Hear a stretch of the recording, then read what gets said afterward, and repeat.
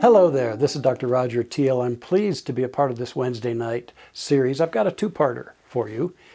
I've decided to bring you some thoughts and challenge you a little bit around an aspect, a quality of life and living that many feel difficult. Many find it difficult and avoid it at all costs, or feel a lot of delusion around it. And that is commitment. The word commitment. I know it just sends a chill up your spine, like, okay, what have I got that I could do better with my time here? But hang in with me. Hang in with me, because I believe that to put our arms around commitment and re-embrace it by understanding it gives us the opportunity to move in the direction we want to move in our life. Without it, more than likely we'll drift and keep drifting and keep wishing it were different. I want to base this first part on the illustration of a man named W H Murray. Perhaps you've heard of him. He grew up in Scotland and fell in love with outdoors, everything outdoors in his youth. And eventually he became enamored with climbing mountains. He loved that. He climbed many of the mountains that were accessible to him.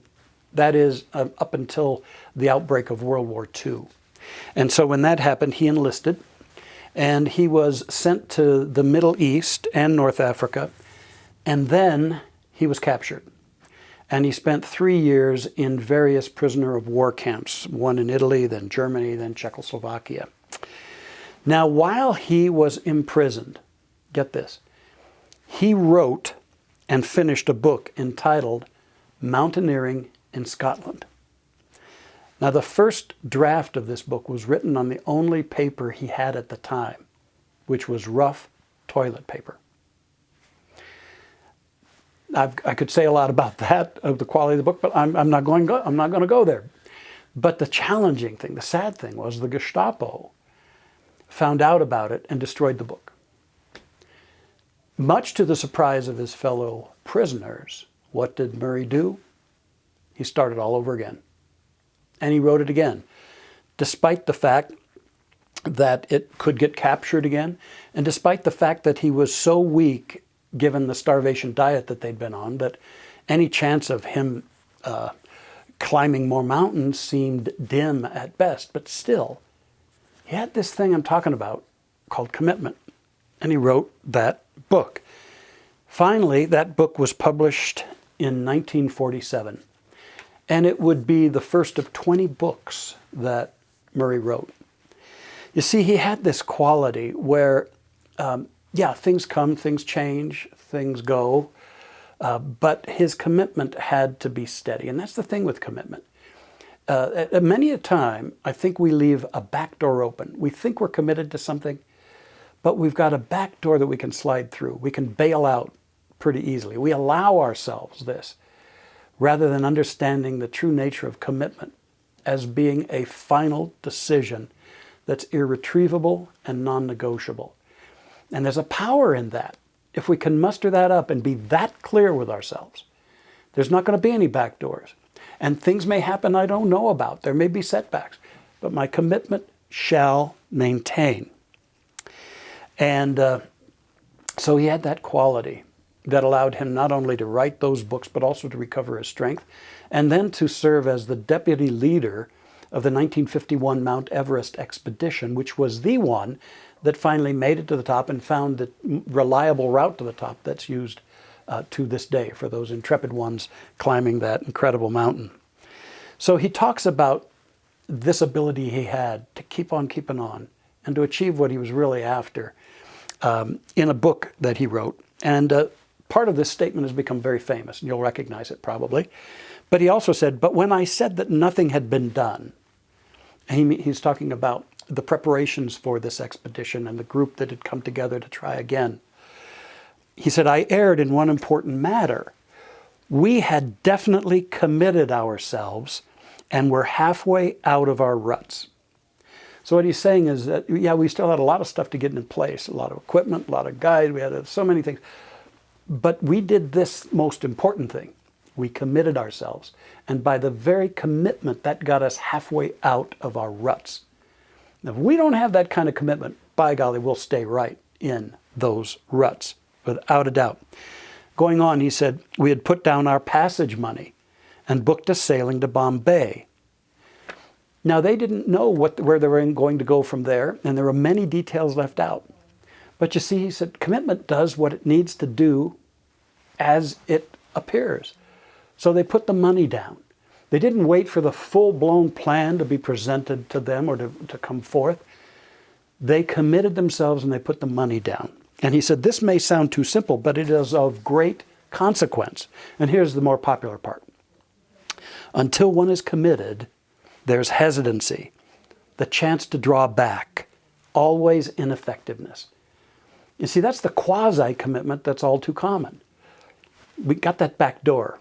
If it gets too difficult, I'm out of here. That kind of thing. And so we draw back, or it's ineffective.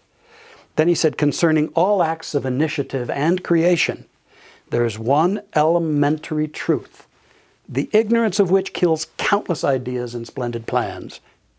Now here's the most important thing, that the moment one definitely commits oneself, then providence moves too. That's such an important line. That when we finally give up our back doors, give up any possibility of bailing out, and make a firm and non-negotiable commitment with ourselves and our hearts, when we do that, the universe responds. Things start happening. And he goes on to say, a whole stream of events issues from the decision, raising in one's favor all manner of unforeseen incidents, meetings, and material assistance, which no one could have dreamt would have come their way. Things start showing up that you can't imagine. And he concludes, I've learned a deep respect for one of Goethe's couplets. Whatever you can do, or dream you can, begin it. Boldness has genius, power, and magic in it. I want you to contemplate this story and the power that is in our resolve and the importance of maintaining a sense of our commitments day by day.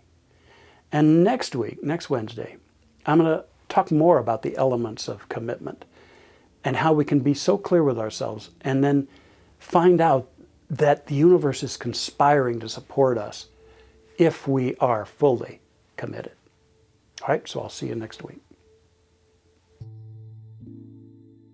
Right here, right now, in this moment,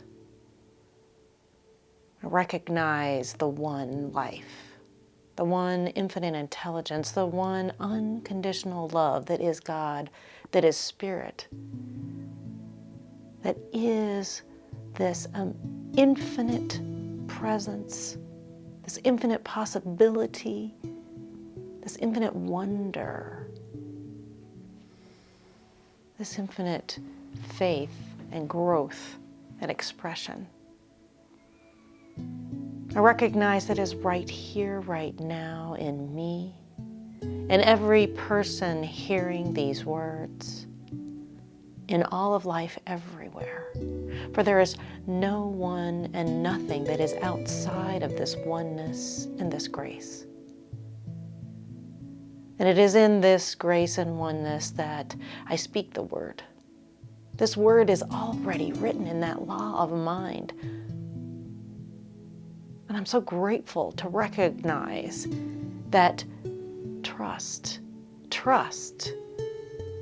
in life is part of this oneness and this grace.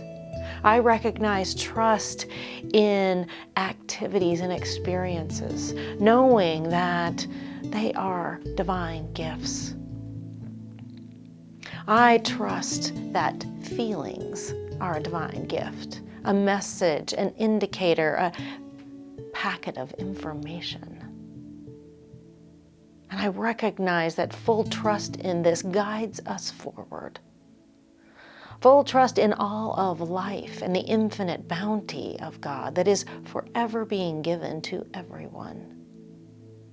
I say yes, yes, and more yes, as I recognize this deepening into trust, this deepening of trust in life, in each individual, trusting of the self, trusting of the infinite one, trusting of the activities and experiences that occur, and knowing that the gift is always being discovered and rediscovered, and that this leads all of us forward in ever-expanding circles of understanding, of love, of compassion, of empathy, of joy, and of all the other divine qualities.